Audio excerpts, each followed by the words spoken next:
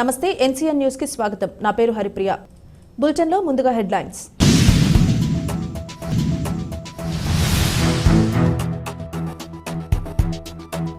ప్రజా సంక్షేమమే లక్ష్యంగా ఎన్నికల్లో ఇచ్చిన హామీ మేరకు లబ్ధిదారులకు పెన్షన్ అందజేస్తున్నాం. ఎమ్మెల్యే గోరంట్ల బుచ్చయ్య చౌదరి. ప్రజా సంక్షేమమే లక్ష్యంగా రాష్ట్ర ముఖ్యమంత్రి నారా చంద్రబాబు నాయుడు ఎన్నికల మేనిఫెస్టోలో ఇచ్చిన వాగ్దానం మేరకు పెంచిన పెన్షన్ మొత్తాన్ని లబ్ధిదారులకు అందిస్తున్నారని రాజమండ్రి రూరల్ నియోజకవర్గం శాసనసభ్యులు గోరంట్ల చౌదరి అన్నారు. ఈ కార్యక్రమంలో భాగంగా సోమవారం రాజమండ్రి రూరల్ నియోజకవర్గం హుక్కుంపేట డి బ్లాక్ వద్ద ఎన్టీఆర్ భరోసా పెన్షన్లు స్థానిక ప్రజాప్రతినిధులు అధికారులతో కలిసి లబ్ధిదారులకు ఉదయాన్నే ఎమ్మెల్యే గోరంట్ల బుచ్చయ్య చౌదరి అందజేశారు.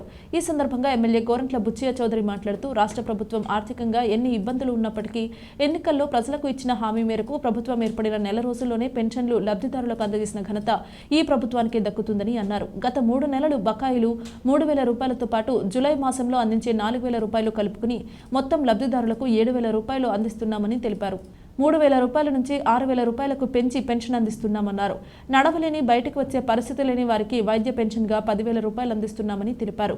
ఈ సమావేశంలో మండల ప్రత్యేక అధికారి ఎన్ జ్యోతి, ఎంపీడీఓ శ్రీనివాసరావు, స్థానిక ప్రజాప్రతినిధులు, అధికారులు తదితరులు పాల్గొన్నారు.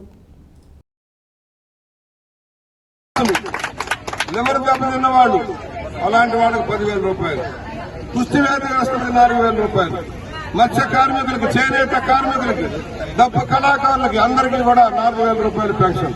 చేనేత కార్మికుల దగ్గర నుంచి ఎవరైతే ఉత్తుదారులు దెబ్బతిన్నారో అందరికి 4,000 రూపాయలు. ఒకనాడు పెన్షన్ల పథకాన్ని ప్రవేశపెట్టింది మన దివంగత నేత నందమూరి తారక రామారావు గారు. ఆ రోజుల్లో చిన్న బడ్జెట్ ఉన్నప్పుడే 30 రూపాయలు 35 రూపాయలతో మొదలు పెట్టాం. దాన్ని 200 రూపాయలు పెంచింది చంద్రబాబు నాయుడు గారు. మరలా గత ఎన్నికల్లో 19లో వచ్చిన ఎన్నికల్లో 2,000 రూపాయల చొప్పున పెన్షన్ పెంచి పాత బాకీ కూడా 5,000 రూపాయలు ఇచ్చాం, గుర్తు పెట్టుకున్నారు. మరలా ఈ రోజున 3,000 ఇస్తానని మాట తప్పి విడతలు కానీ 35,000 రూపాయలు నష్టపెట్టారు అందరికీ జగన్మోహన్ రెడ్డి. అలా కాదని ఈ రోజున ఒకే రోజున భారీ ఎత్తున 4,600 కోట్ల రూపాయలు నగదు రిలీజ్ చేసి ఒక్క రోజులో సాయంత్రానికల్లా ఇంటింటికి తిరిగి ఇచ్చే కార్యక్రమం. ఆడంబరాలు అక్కర్లేదు, హడావుడి అక్కర్లేదు, నిజాయితీగా అర్హులందరికీ అందాలి. 65 లక్షల మందికి ఇవాళ పెన్షన్ ఇవ్వబోతా ఉన్నాం. భారతదేశ చరిత్రలో ఒక నూతన అధ్యాయం. ఆ రోజు చెప్పాడు, ఇవాళ అమలు చేశాడు. పవన్ కళ్యాణ్ గారి సారథ్యంలో, మోడీ గారి సహకారంతో రాష్ట్రం ముందుకు వెళ్లాలని నిర్ణయం చేశాం. తప్పని మడమ తిప్పని నాయకుడు చంద్రబాబు నాయుడు గారు మాట ఇచ్చాడు, ఈరోజు అమలు తెచ్చాడు.